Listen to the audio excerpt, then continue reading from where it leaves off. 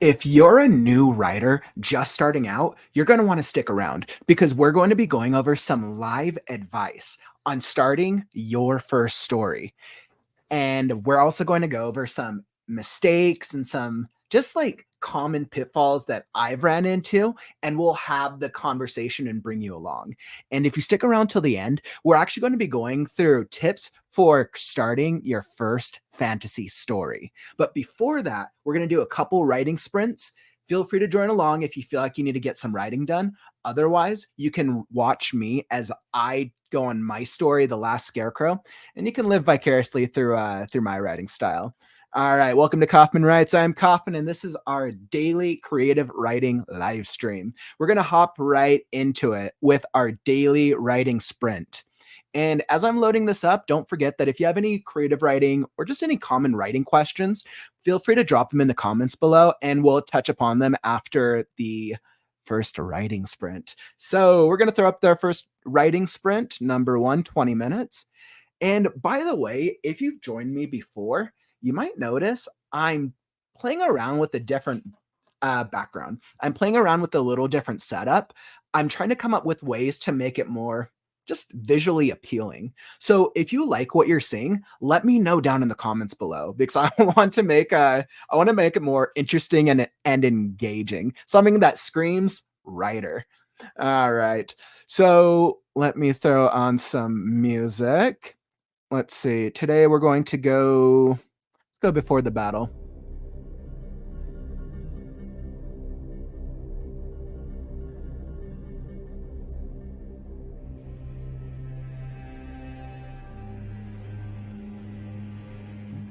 Perfect. And I'm going to give me just 1 second.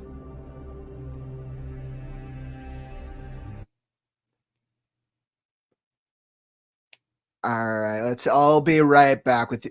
I'll be right back with you guys in just a moment. Let's see.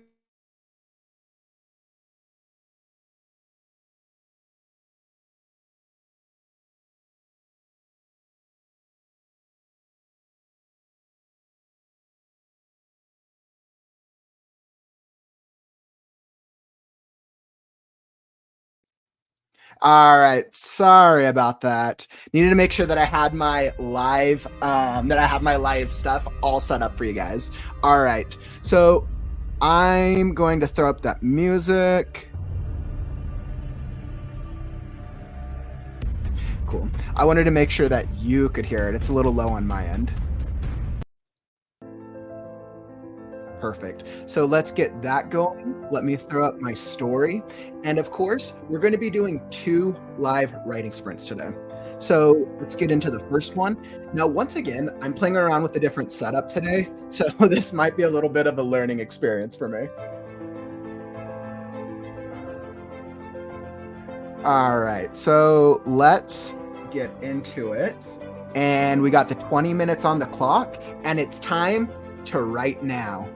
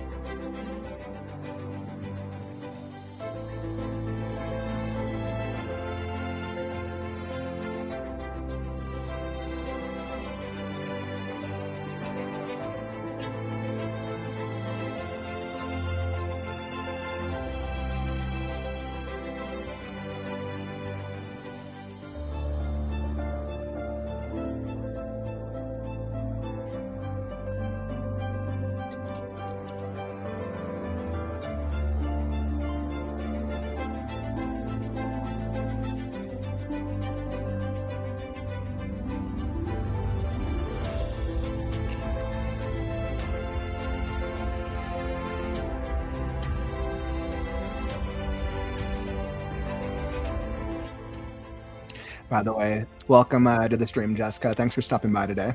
Appreciate the like. It's going to be a good weekend to try to get some writing in.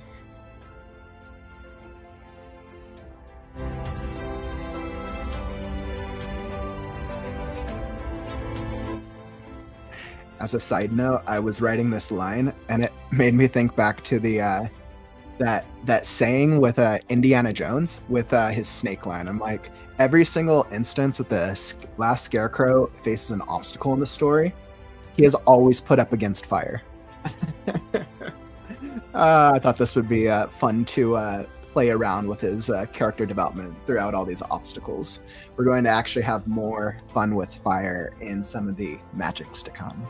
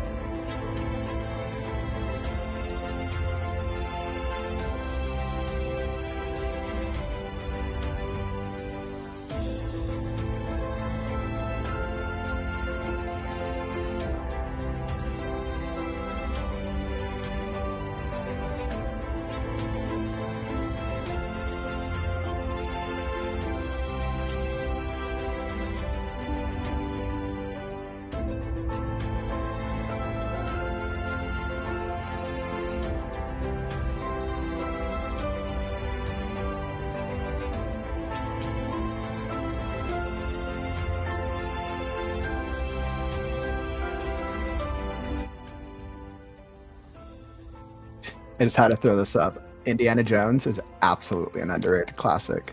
Can't quite say all the most recent movies are great, but Indiana Jones, wonderful. So what better like idea than giving that scarecrow that same kind of like ideology. Whereas Indiana Jones is always afraid of like snakes. The last scarecrow is always going to be fire and anything that like exudes heat. It's actually going to be very fun since the ultimate antagonist he's going to have to face off in the end is a demon. And demons and fire. We're going to have some fun with that when we get there.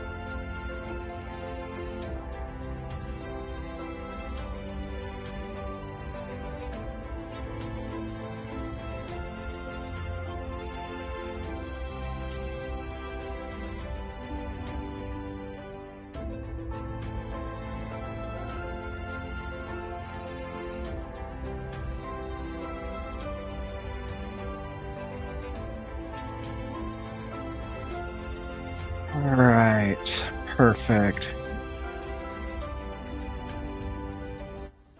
So that was a really great writing sprint. I feel like I definitely got some good writing in. Let me pull up and we're going to get our 10-minute break started before we hop back into our second writing sprint. So, welcome. If you joined me in the live stream, I just got through my first writing sprint of the day, writing sprint 1 of 2. And I'm making some really good headway with this story. I think I've developed like this little like cloth. I'm envisioning like a Raggedy Ann type doll character that's very childlike that the Scarecrow is trying to convince to let him out of the cage. So that way, him, the Pixie Pebble, and Mr. Crow don't get burned alive, and Atin, which we still haven't shown. We still don't understand why a tribe of inanimate objects, books, not like digging like utensils, like objects, why they would need to eat anything. So we still haven't understood that part yet. That's coming up, but we'll see. They're gonna get out of their plight. Awesome. Let me pull up the comments. Well, I'm switching gears over here. If you're joining on the live stream or the replay today, I'm trying something out new with my studio, trying to make it a little more visually appealing. Let me know if you like it. I'm playing around with different ideas of how do I like I know I'm a writer, but how do I make it show that like the writing background? My studio is a little challenging, so I have to get creative. All right, and Vaughn in the house. What's up, man? Welcome. You just found my Discord. Yes, I do have a Discord. I'll admit I haven't been super active on Discord yet. I'm actually in a number of writing communities. I'm one of our Facebook creative writing groups, which I know you're a part of. We're working on putting together a new Discord for creative writers. If any of you are interested in that, I know Jessica, you're involved as well. If any of you others are interested in that, just message me and we can send you an invite.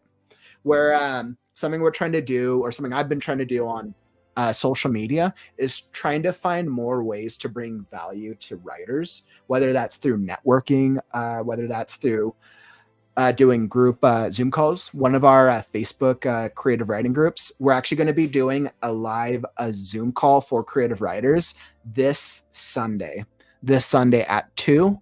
If you're interested or you want to know more, just throw up a message and I can always share more.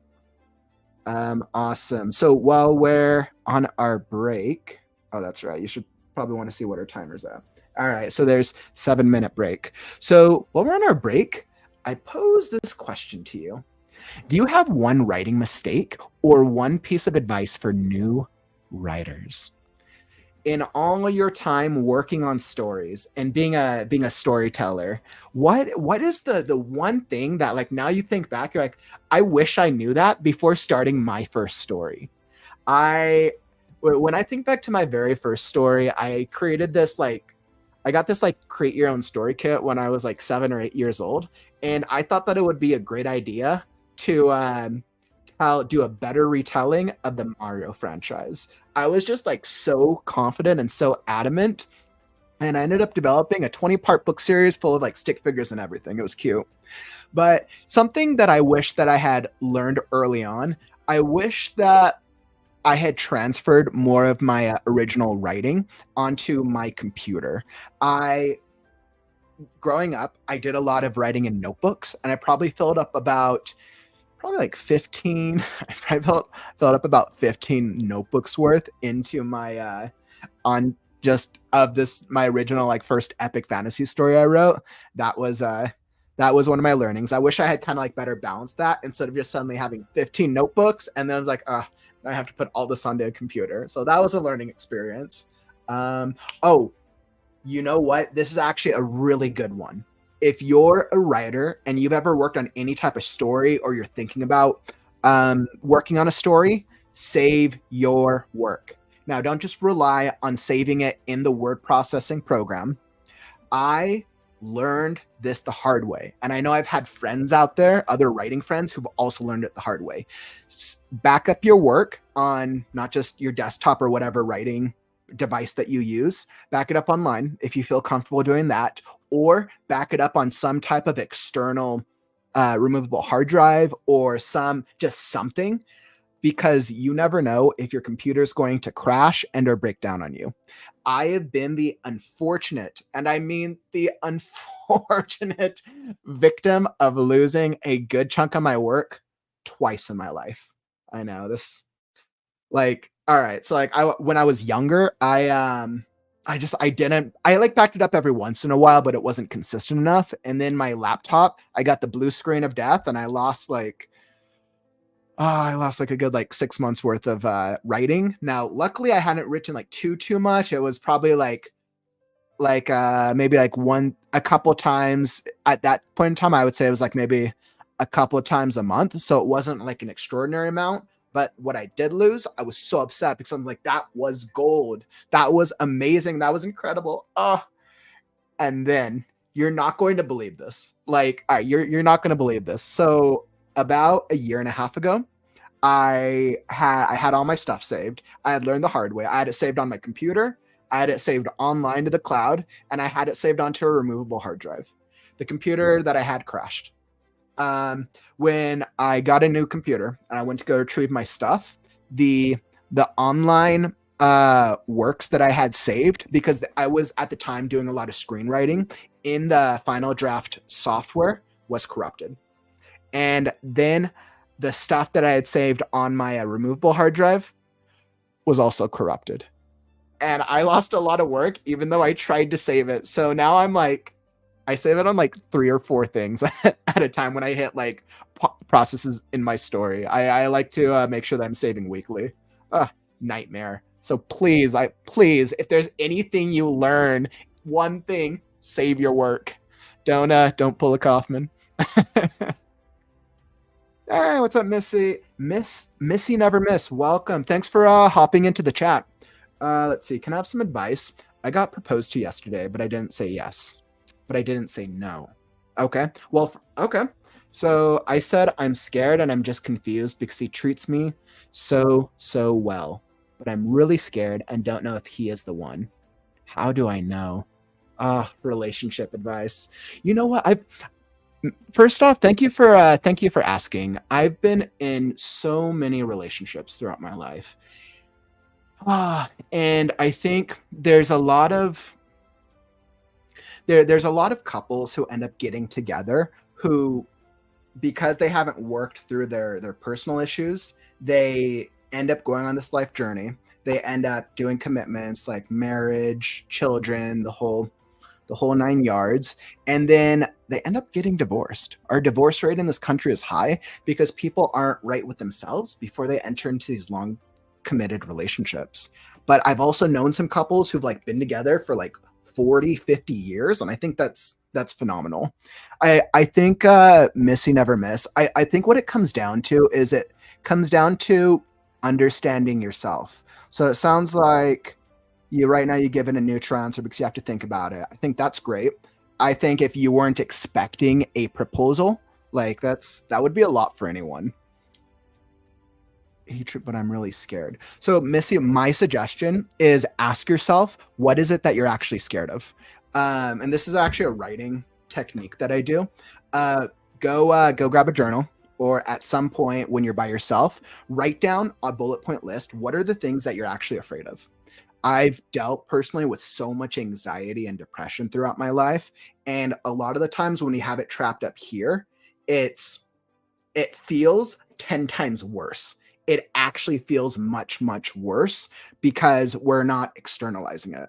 So I would suggest write down all of the things that you're actually afraid about, or the things that you're scared about if in regards to this relationship, and think about those things. And you want to ask yourself for each point, is this realistic? Which it could be. It could be a realistic thing. Or is this a falsity?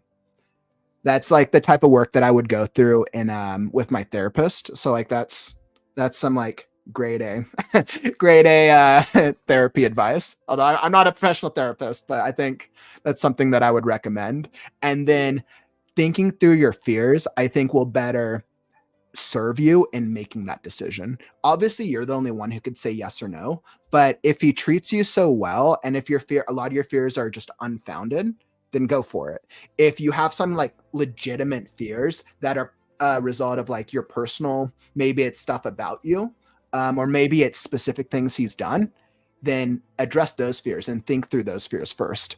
That would be my recommendation.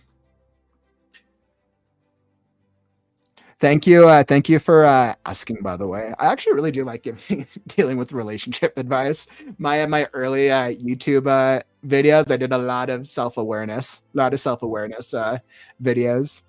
By the way, if you've checked out any of my self-awareness stuff before, let me know if you want me to make more of those types of videos. I enjoyed it, but I think my challenge when I did it about 2 to 3 years ago was that I tried to come across as an expert when I was an enthusiast. I realized in all my like 15 years of customer service, I've served and I've talked with nearly 200,000 to 300,000 customers in all my years of working at coffee shops. That ranged from anywhere between 5 seconds to an hour. And I think from talking face to face with that many people, I think I've learned a degree of self-awareness of just other people in addition to like my own life experience.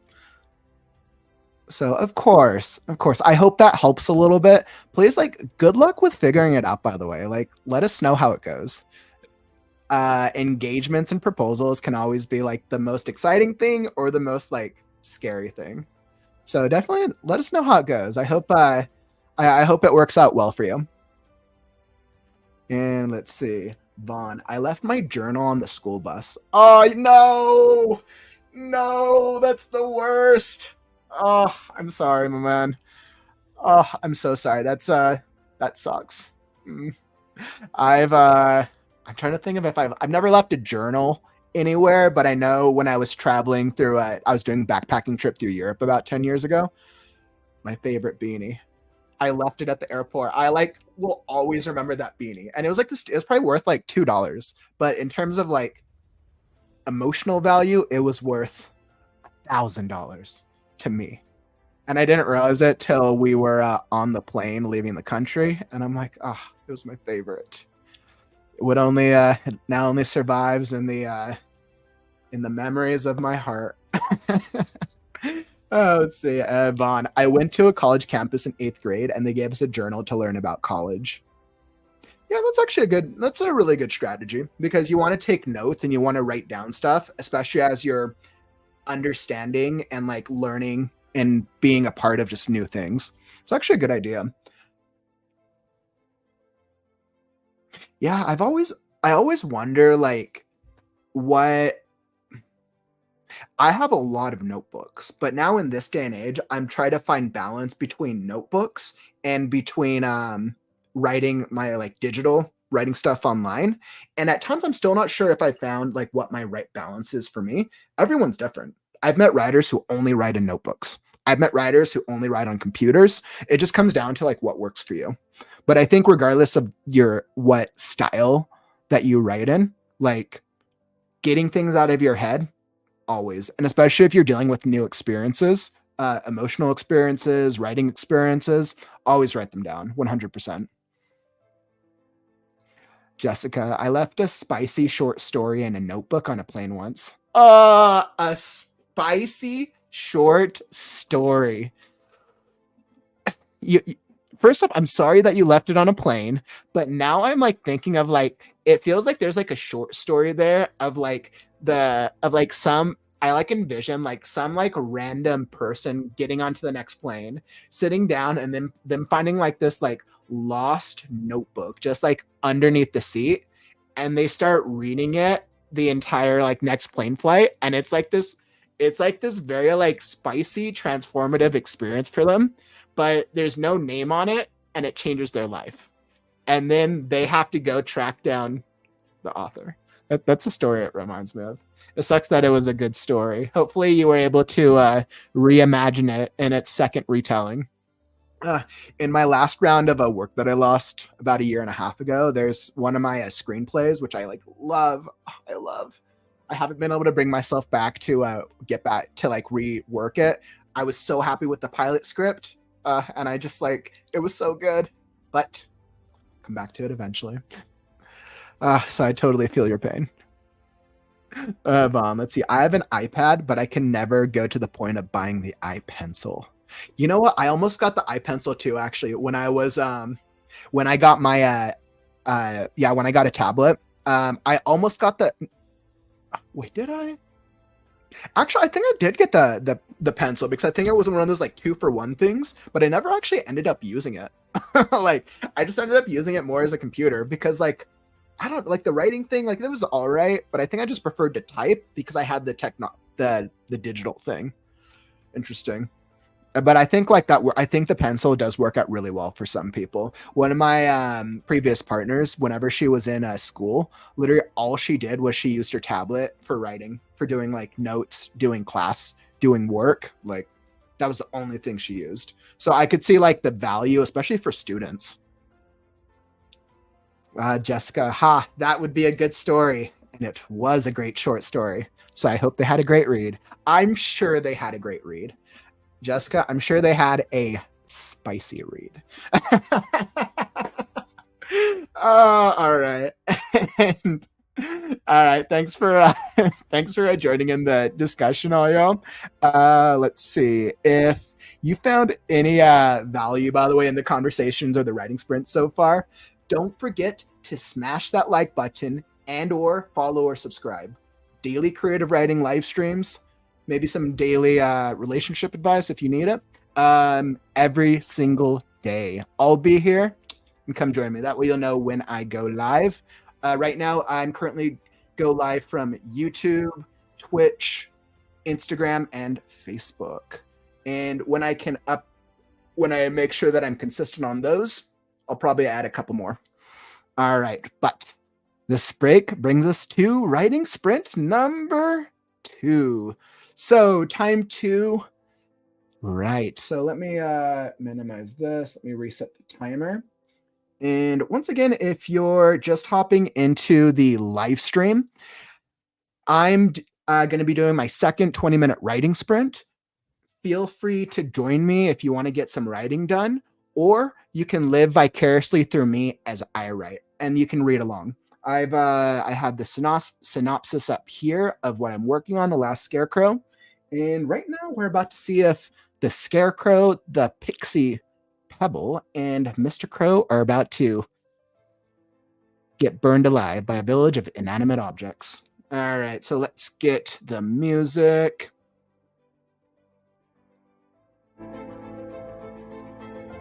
All right, and it's time to write now.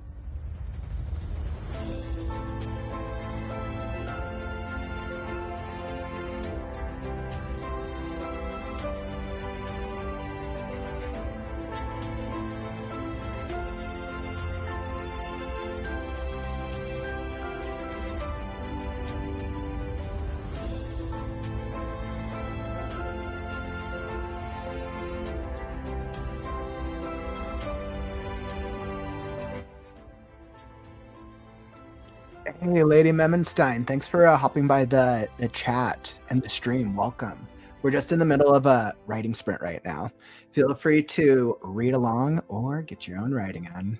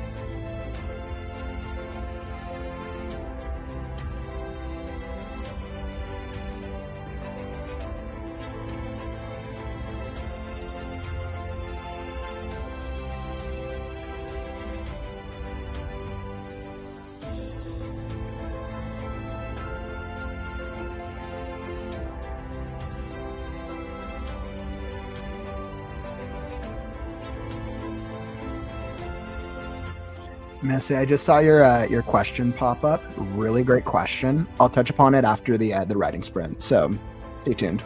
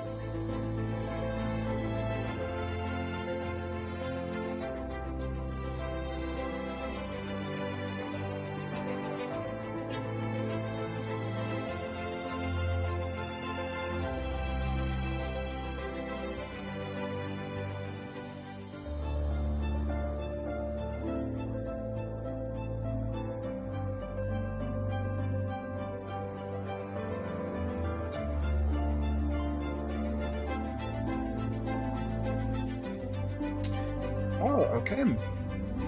Wow. Whew. All right, that was another really good writing sprint. Let me drop the music. Excellent. So that was another really good writing sprint.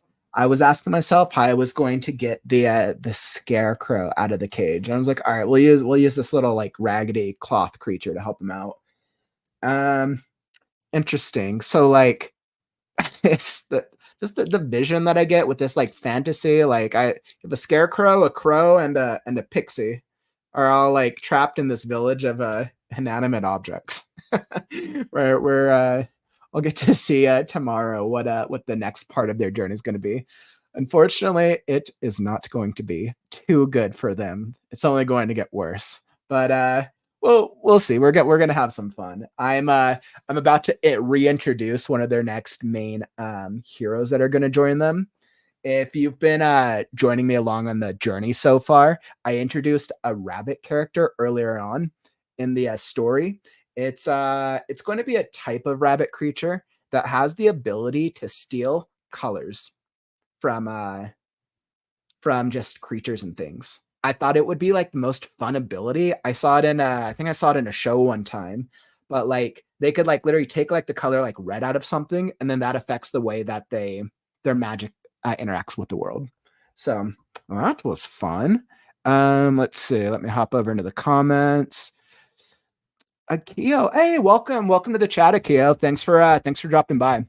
And by the way, if you're just hopping into the live stream right now, we just got through our second writing sprint of the day. And we're about to hop into some advice for writers and or if you're working on your next fantasy story. But before we get in there, let's see, I had a couple Missy. So Missy, if you're just hopping into the stream right now, we were touching upon some relationship advice from Missy. It sounds like Missy was just proposed to, and she's trying to figure out like what's like the right thing to do next, right? Like a proposal is big, like that's a huge thing. Let's see. So Missy. Afterwards, I told him I think I need a break for a couple of days, and he agreed. But this morning, he texted me saying how much he loves me and that it's killing him not being able to talk to him. I didn't respond. I told him before I just need to see what it's like apart because since I've gotten into this relationship, I've been really stressed and I want to see if it helps or makes it worse if we are apart. Do you think taking a break is a good idea?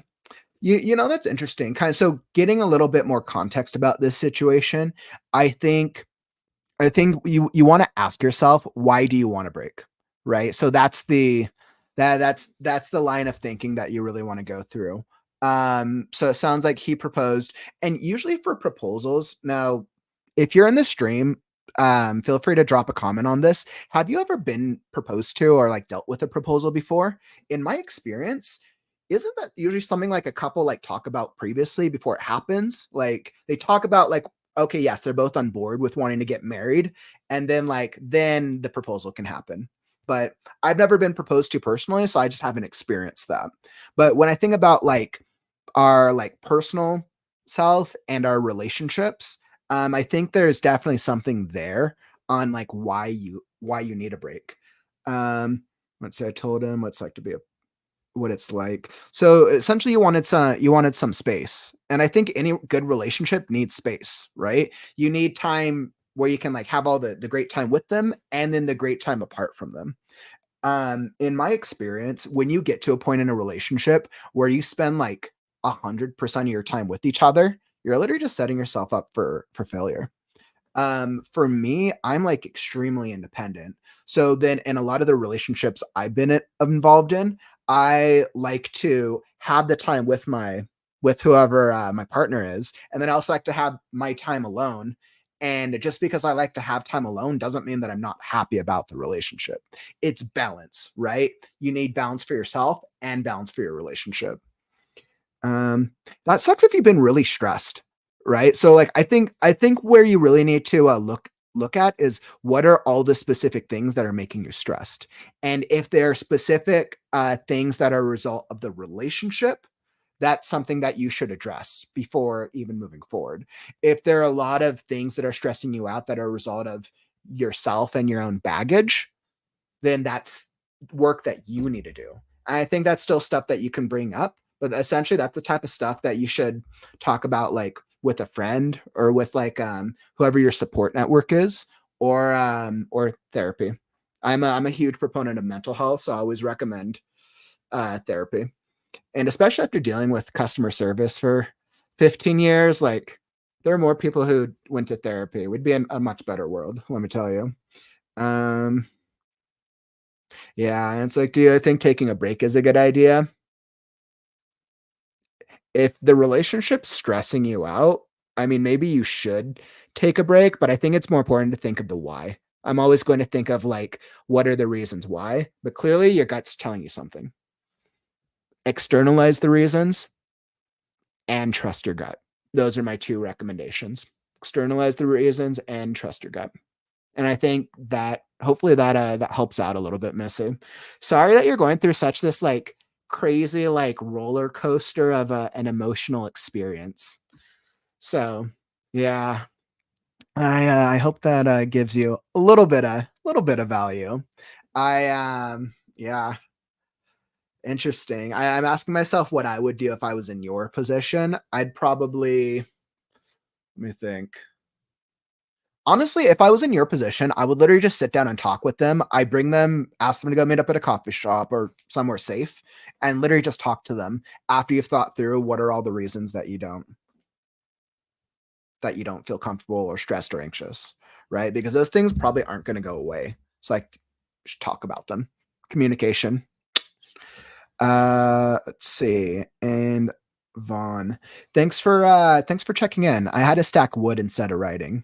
That is totally understandable, my man. It's you got to get in all like the work. I know it's a Friday, so you got to make sure that you get in all your like day work before you can actually like enjoy your weekend. Lady Memenstein. Sounds cool. Oh yeah, when I was talking about my last scarecrow, I'm having way too much fun writing this fantasy story. Started off as a 2-page free write, and now I think I'm at approaching 30,000 words. I think this is probably going to be like a 300-page story. It'll be fun. I'm excited. I'm motivated to tell the best fantasy story ever about a world that has no human characters. So we're going to see if I'm able to pull off this feat. There's one thing I like, it's a challenge. All right. So, oh, that's good. Having fun writing is important. You have to have fun writing. And if you're a new writer in the chat right now, or you're watching this on the live stream or the replay, it's writing itself as a process can be really difficult at times, and it does take work. However, part of the process is also having fun. And one of the reasons that I love writing so much, one of the reasons I like come back to it time and time again is because I love the process. I love the creation, the storytelling, the world building, the character development. And it's trying to balance that out with the accountability and the consistency. And like that's how you lead to success as a writer. Um, yeah, which is super cool. And plus, Lady Memenstein, I'm sure you've had a lot of success yourself having published a book. Like, good for you. That's incredible. I have so many stories that I've written. I probably have over like 50 to 100 stories just in my back catalog that I've just never put out into the world. And for a long time, I thought it was because I didn't like to share my work with people. I realized that I've just been spending the past 20 years of my life just practicing at my writing. So, awesome. All right. So we're going to switch gears here, and we're going to talk about some stories. So we're going to talk about fantasy stories. Now, if fantasy isn't your genre, that's all right. Some of the advice and some of the things we're going to go over will actually help writers of any genre. But specifically, we're going to specialize on telling fantasy stories. As you can see, or as you've tagged along with my last Scarecrow journey, clearly I'm writing a full fantasy story right now. So you want to write a fantasy story. Why do you want to write a fantasy story, first off? Are you inspired by your favorite books, TV show, movies, or maybe you just have this like really cool fantasy character, fantasy world in mind, you should go for it. Writing and working in the fantasy genre is so much fun. And I think one of the great things is you get to tell your story, you get to be as creative as you want. And then once you've built out the creativity of the world, the characters, and the story, then you can pull back and you can make sure that your characters are reflecting the messages that you want to tell, right? Just because a fantasy story is a fantastical world, think of something like Game of Thrones, right? Game of Thrones, fantastical world. Just because it's out there doesn't mean that the messages aren't going to resonate and relate with people out there. You could be creating a character, an elf, hybrid something, and just because it's a non-human character doesn't mean that it can't have a lot of human traits. So I have a couple tips to help you guys out. The first one that I really wanted to touch upon is paragraphs, sentence structure. So the first thing, and this can help you out in any genre, if with every paragraph that you're writing, paragraphs need to have a beginning, a middle, and an end to tell a succinct story. If I try to make it easy for my writers that I work with to just keeping it simple. Now, that doesn't mean every paragraph has to be this huge, complex series of thoughts. Sometimes a paragraph could be one sentence, sometimes it could be two or three, sometimes it could be 10, 15. If you just need to make sure that whatever thought that you're trying to express, the idea is it starts an idea and it ends off whatever that idea. Of course, each paragraph is serving the larger story. For instance, as I was just working on my story, if I had my scarecrow character running away from a dragon, one paragraph, let's say I want to have some interiority in it, the first paragraph or the first sentence of the paragraph could be him saying something to his friends about the dragon, whereas the last paragraph could be him trying to do an action that gets him further away from the dragon, right? So it started off with the idea about running away from the dragon, and then it's ended off with the action that's following up, right? So that's my suggestion if you're working on paragraphs in general, because it'll make your story more succinct. All right, so characters, character development. Are you creating a fairy, troll, half elf, goblin, orc? Sounds like a fun character. But we with fantasy characters where you don't want to go you don't want to go too crazy when you're starting out at the base fantasy character. A lot of times in genre work, readers are going to relate their ideas of what is an elf, what is an orc, what is a goblin from pre-existing fantasy tropes, right? For instance, if somebody hears a dragon, they're probably going to think of classical dragons from something like maybe Game of Thrones because that was popular, or maybe something. There's some other there's some more popular ones. I haven't been reading any cool fantasy books. I was thinking of the Aragorn series for some reason. I think they actually came out. I think it came out with a newer novel lately. I feel like what was it? There's a really popular best-selling one about dragons that came out recently. I'm gonna throw up a picture in the edit and the replay for you. But you want to be aware that whatever character type you're creating, there's going to be a preconceived notion of it. So if you're creating a character that is a brand new type of race, that's all right. You're just going to have to do more work in developing the different aspects of the character, of the race, of the society, as compared to if you're developing a character that is a goblin orc, right? There's going to be a lot of preconceived notions for the tropes of what a goblin and an orc should be. And that's something to keep in mind. It's that same philosophy. Know the rules before you can break them. And that's a tip for helping you with developing your character. All right. And on to the next tip. So, style.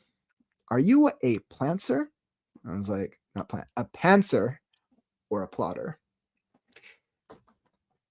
Two types of writers. And I want to bring this up regardless of what genre you're working in.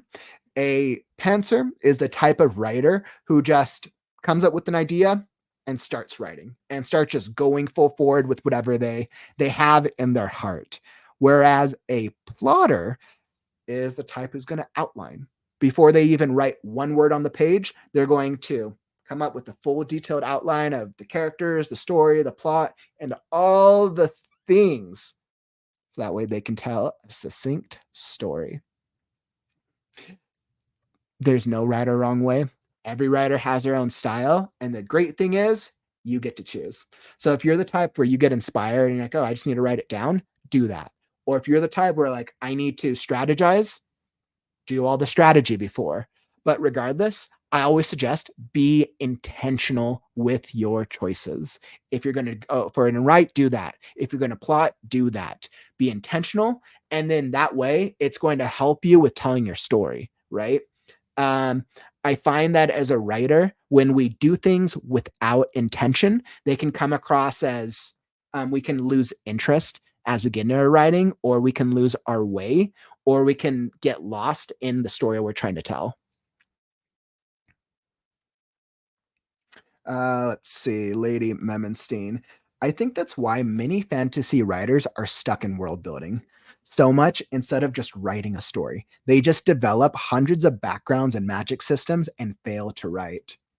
That's a really good point. How many writers are have done get so focused on the developing of the world that they never just get to it?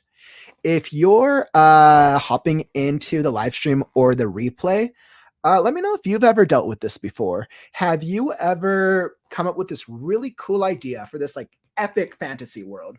Or maybe another type of genre, but you like start writing down all your ideas, you plot out the world, the characters, the story, the plot, just the everything. And then you spend all your time in the ideas, but you never actually sit down and write. That's a really good point, Lady Memenstein. Thanks for commenting. Yeah, my recommendation is if that's something that you struggle with, once again, intention. Be intentional. If you know your problem is I'm going to develop the coolest world and all the things, and I'm going to spend the next month doing that, that's fine. But if you're intentional with being like, okay, I'm going to spend this week with developing my world, my story, and my plot, that's great. But then be intentional with what am I going to do next week to then I'm going to actually start working on the story. Because what you don't want to happen is you don't want to have this like really epic, fun idea, but then just never bring it to life. Like that sucks. I want you to succeed. I want you to tell your story in your heart, bring it to life, go through the whole process, and then give it out to the world if that's what you want. Or if you're just writing it for yourself, like just getting it onto a page is so critical. All right. So that's the two types of styles of writers. And the next tip for you fantasy genre buffs, world building. World building. I love world building. If you're modeling a world in a fantasy universe, model it after reality. What does that mean? You can create the craziest kingdom that you have ever imagined. That's great. Research a kingdom in our history that had similar economic, political, societal, hierarchical structures, because that's going to give you an understanding of things that worked in real life, whether or not they worked or whether or not they didn't work. And then you want to take that into the underlying structure of your world. It's very, very difficult. I'm going to say this again. It's very difficult to create a believable fantasy world.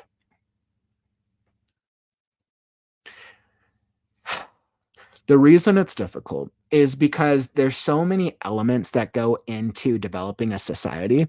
And a lot of the times where we've created a plot and we've created a story that we want to tell following a group of characters as they go along the journey. It takes a lot of time to develop the background for the town that they pass by, the multiple kingdoms they pass by, the villages, the different types of societies. They a lot of times writers don't always go dig deeper for what is the like what's like their political belief. I mean, obviously, maybe there's some types of politics in that world. What's their religious beliefs? And going deeper, because then every citizen still has that as like a societal or as like a cultural norm. For example, if I was going to create a fantasy type world based off what a city that I lived in, let's say something like Los Angeles. So let's say I was going to create like a fantasy city based off Los Angeles. The culture of Los Angeles and California, in Hollywood specifically, is very much everyone's in a rush. Everyone you meet is a screenwriter, an artist, a creative of some type, and everybody's trying to get somewhere. Of course, that's not the only type of person, but that's a societal and an underlying cultural norm in that city. So then if I'm going to translate that to a fantasy world, the question I ask myself is how do I translate that into my world, town, places that I'm trying to develop? Excellent. And my next tip for you is let the dragon out of the cage. Don't be afraid to be creative. Don't be afraid to create the craziest characters, stories, world, plots, you name it. Go all out. You want to rely on your creativity. Don't let your fear of what others may think, don't let your fear of what it might come across, don't let your fear of, oh, this could suck, stop you. In a rough draft, you can do whatever you want. The great thing is you can write a story, you can write a scene in a page, and if it sucks, just go back and rewrite it. Like, it's all good. Hakuna Matata. Like, if you write something and you know it's not great, you can always rewrite it. I would rather that you write down the worst page piece of garbage story about like, and the scene just doesn't make sense, than for you to do nothing. Because as I always like to say, if you do nothing, nothing happens. So don't fear your creativity. And if you're wondering, so some of my fantasy inspirations that I have loved, and if you're in the live stream or you're on the replay, let me know what are fantasy inspirations that you've enjoyed. Drop it in the comments below. I would love to talk about it. I can literally nerd out for hours on any of my fantasy references. So I'm going to give you one book, one film, and one TV show. One book that I was always inspired by was absolutely so many choices. I would say, yeah, I would say let's go Lord of the Rings, because I was a huge fan of the Lord of the Rings books before I ever watched the film series. The Lord of the Rings books, oh, I loved it so much. We haven't seen, I mean, we did have the Rings of Power last year, but talk about an incredible, fantastical world by Tolkien, which everybody of course knows of it, because it's Lord of the Rings is a legend. It's Lord of the Rings does a great job. Tolkien did a great job of creating a very, very diverse, and I mean diverse world full of different cultures, backgrounds, societies, beliefs, and it works. He spent such a large portion of his time creating the backstories. If you're familiar with Tolkien at all, he one of his works was the Silmarillion, which is literally an entire just like history, and it goes back into like the mythological history of Middle Earth. So that would be one of the books that I've been inspired by. Let's see. I would say movies, fantastical movies. What's a good one? I feel like I'm trying to think of if there's any like good like fantasy movies that I've seen lately. When I think of like fantasy medium, I think of television shows, of course, Game of Thrones, seasons 1 through 6. And that did really well. That I always love, which were like a huge fantasy influence. I think I just had so much fun with the characters in a world that that feels similar to our own in terms of like politics and characters, but it's extremely fantastical. And I think that's one of the reasons that Game of Thrones got such mainstream attention and interest for epic fantasy that a fantasy show hadn't done previously. And then a fantasy movie, I would say, one that I enjoyed actually, that I saw a while back it's called I mean, does that might not be fantasy. But, I would probably say like the Harry Potter films. That's an easy one because I've always enjoyed the Harry Potter world. I think Harry Potter did a good job of bringing a fantastical world and combining it with the real world. J.K. Rowling did a great job with that. Definitely a series of movies I would recommend. And of course, we'll get to see how Warner Brothers is going to be dealing with the remake of the television show coming out next year, I believe. So those have been some of my fantasy references I think you should check out. And yeah, if you have any fantasy questions or any questions about writing, drop them in the comments below. I'd love to chat with you about them and help you out.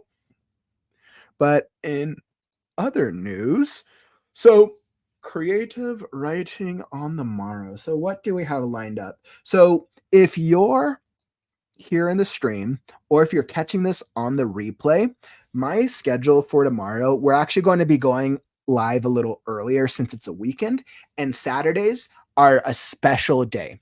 Saturdays, I've been doing live story reviews and live readings. So that will be tomorrow, 2 p.m. Mountain Standard Time. If you want your work read, if you want an excerpt of your story critiqued or just read aloud, send me an email. Either drop a comment below or send me an email at thecreativeghostwriter@gmail.com. I'll throw that in the comments. The creativeghostwriter@gmail.com. So send me an email and I will take a look at it for tomorrow. We got a good number of stories submitted last week. So what I'll do is, depending on the number submitted, it's going to be a first come, first serve process. I can probably do roughly about maybe like 5 to 7 stories, depending on the length. So awesome. That's where we'll be tomorrow. I hope to see you there. I've had a lot of fun. Once again, thank you for joining me today. If you found any value, let me drop this. If you found any value from today's conversation or the live stream or the replay, follow and subscribe. I go live every day with creative writing, news, stuff, and help for new writers. I also drop creative writing videos and shorts weekly to help you become a better writer so that way you can beat procrastination. All right. And once again, that brings us to the end of our show today. I appreciate you joining me. I'm Kauffman, and I'll catch you on the morrow.